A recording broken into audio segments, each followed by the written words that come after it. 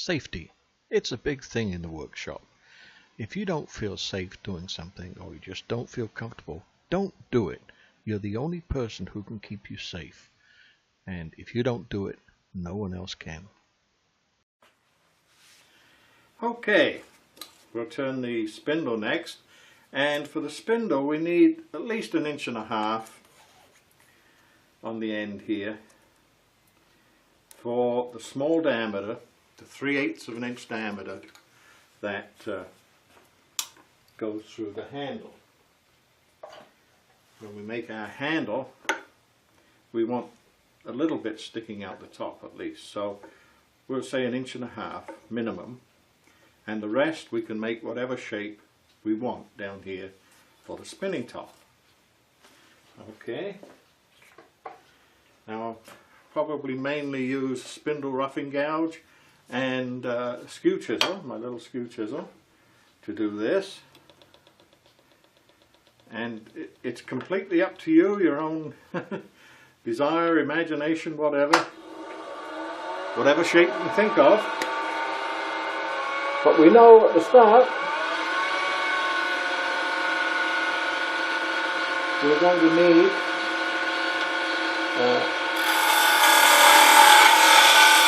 a scallop shape.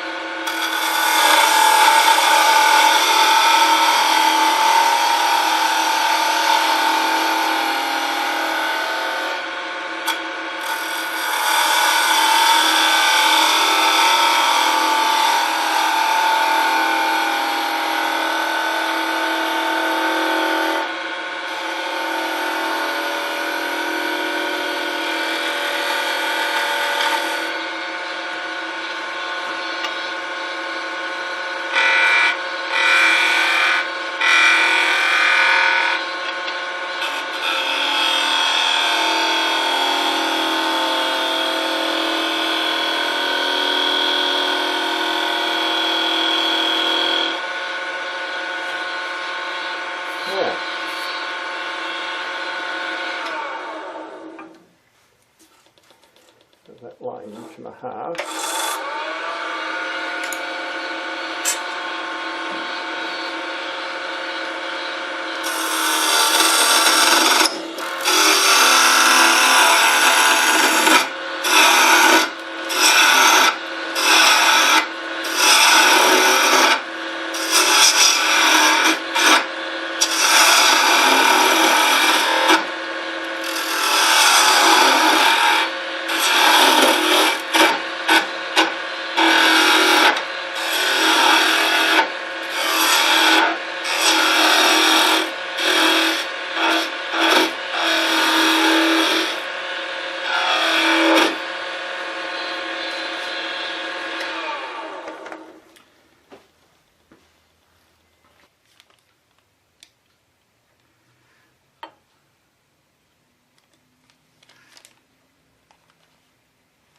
Okay, here's my little 3/8 wrench, and you can see that I have ground this side back and it is sharp. And the reason for that is I can use this little wrench to cut to size by putting this face underneath and pulling it up. I'll use the tool rest. I have to get down close to the size, but actually when I'm pulling it up on here and I push it in, it will cut on this sharp little face here and size this to 3/8. So it will give me a guide as where 3/8, and actually it leaves it just a little bit big because wrenches are a little oversized. So I have a little bit further to go yet before I can use it. But now, there's one other thing I just thought of. You may have noticed on my handles here, whoops, I have to zoom you back out. There.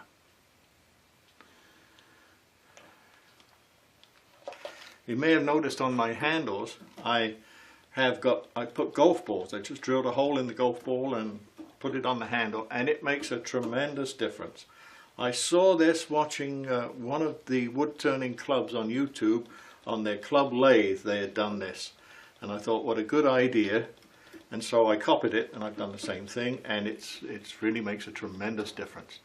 I think the lathe manufacturers should manufacture them like that right off the bat. But you can fix it very easily. And you don't have to use new golf balls. These were given to me by my son-in-law, old ones he'd finished with.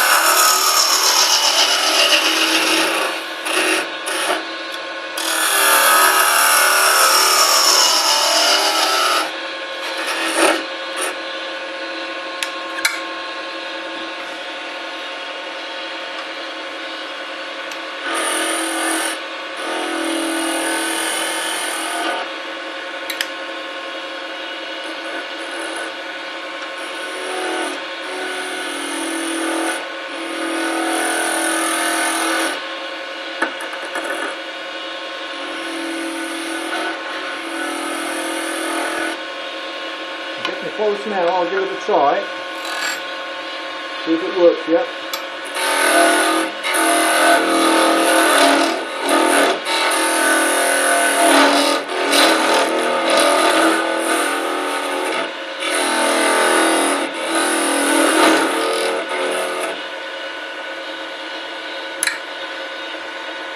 I'll take it down a little closer.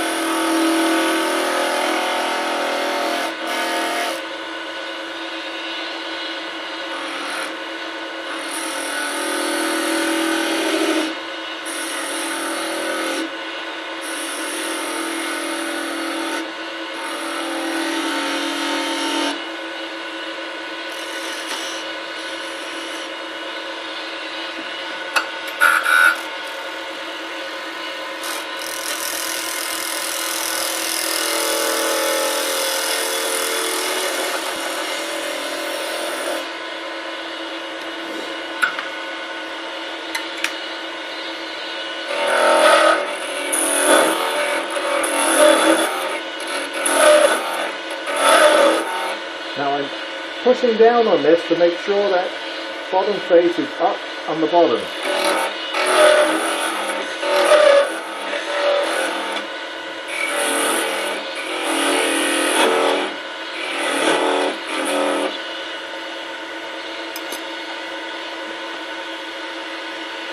And now I'll just clean it up.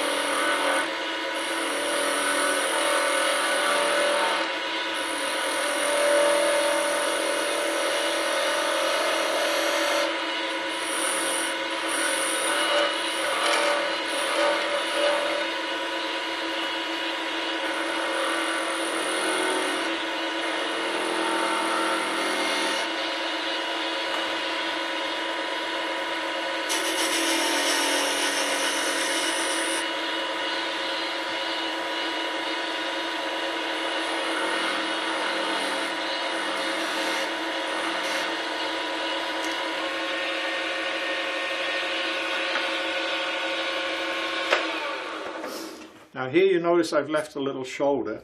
I always like to have a little shoulder to run against where it's going to run against the handle, so that we make sure we've got enough sticking out the top and we don't have, we've got a shoulder for it to run.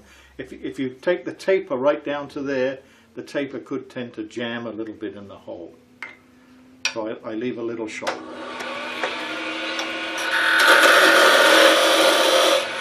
There, that's enough. Now,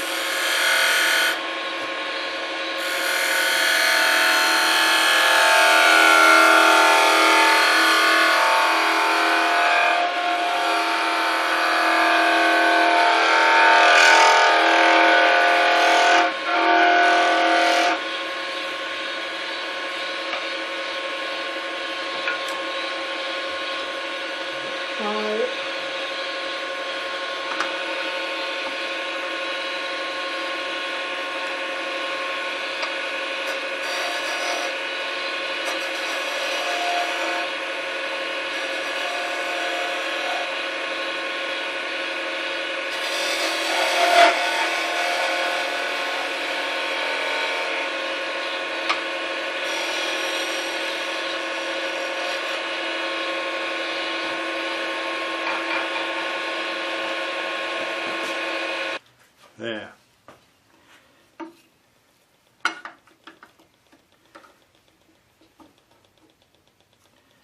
I'll just put a couple of little beads on the top here. I suppose I should turn across it first.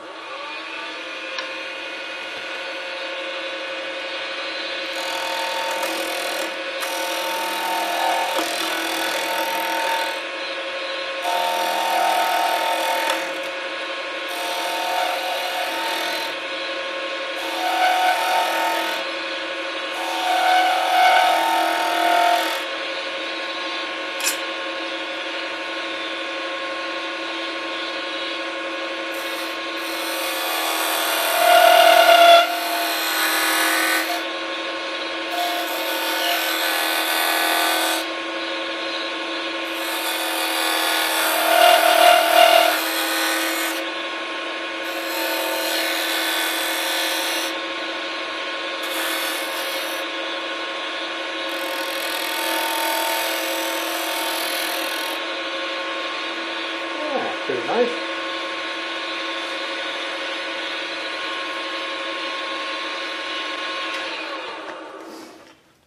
So we've got the basic shape of not quite round there and a little ragged. I'm just going to touch that.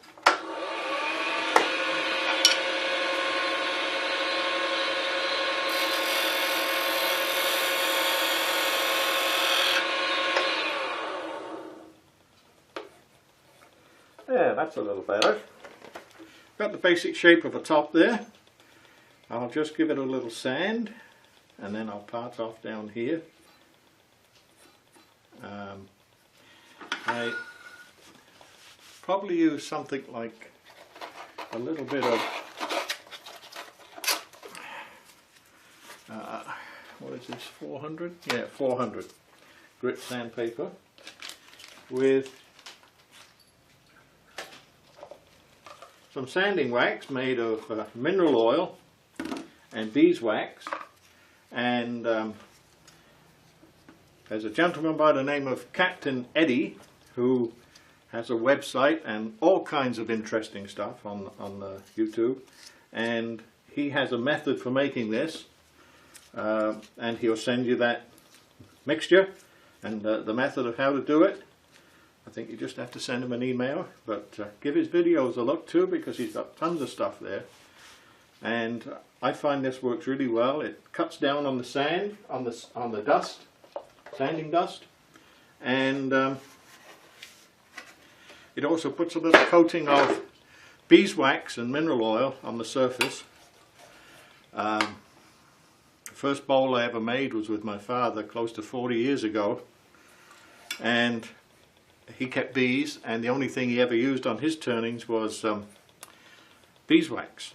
And I have a bowl that I made with him, as I say, about 40 years ago, and it's still as good today as it was when we made it. It's warped a little bit, which they do, but the finish is still as good as it was back then. So.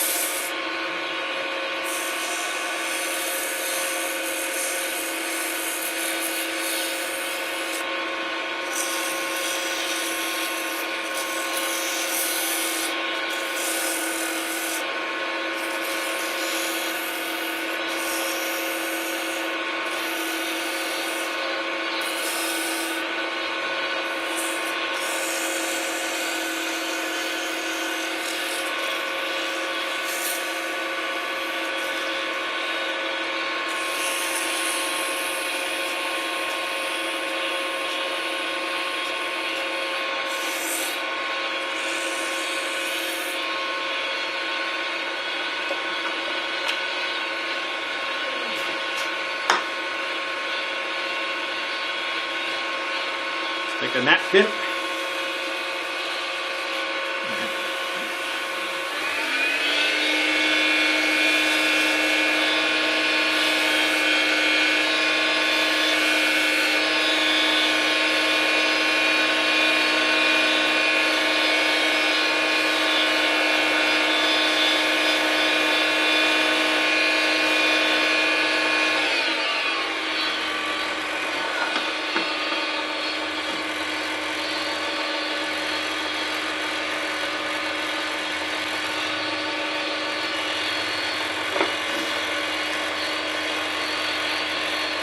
My little skew chisel.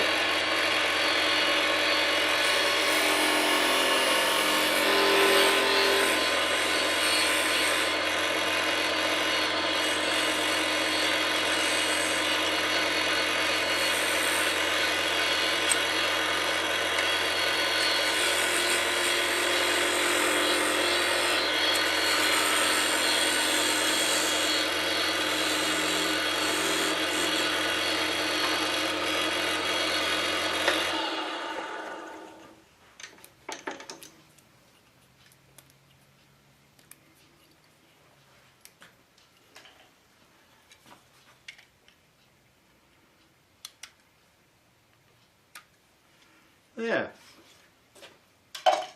There's our basic spinning top. There's one thing left to do, and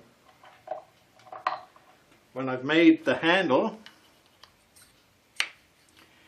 I'm going to need to put a piece of string through here and be able to spin it. And so what I do, the easy way, is to come in here and mark the center of where this is. There. So I've got a mark where I want the hole. Well, I'll drill the hole in it now to show you how I drill the hole, then it will be finished. What I have, a little bit bigger than an 8, but I've put it, a drill glued into one of those MT2 tapers, these things, and very useful.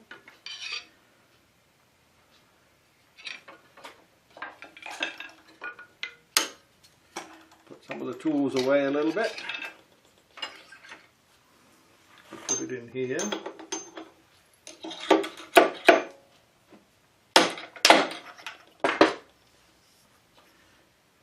Put that away for next time. We put it in here. Seat it in. You see, I have a drill, and what I can do is set that just so it's going to hold it about the right height here, just to start. Now I've got the mark on there that where I want the hole, and I'll just start it. And I'll move this out the way. And what I do is I look down on the top, how you can see whether that's centered or not, whether it's going to go through the middle. Whoops. Well, I guess I didn't get a very deep dimple. Give it a little bit deeper. Now, if I look down on that, I'll switch it up. I hope you can see that. You can see that the drill is going to go through the middle, good enough for the string anyway. And we'll just push the drill through. There. So we have our hole through the center for the string. I say it's about a 32nd over an eighth. So that's about 532, I guess, would be the size of the hole. About a 532 hole in a 3/8 shaft. And so we have a spinning top that would work there now. So two more things to make. One is the handle, and the other would be a little handle for the pull string. So I'm just going to pause for a minute and I'll be right back and we'll carry on.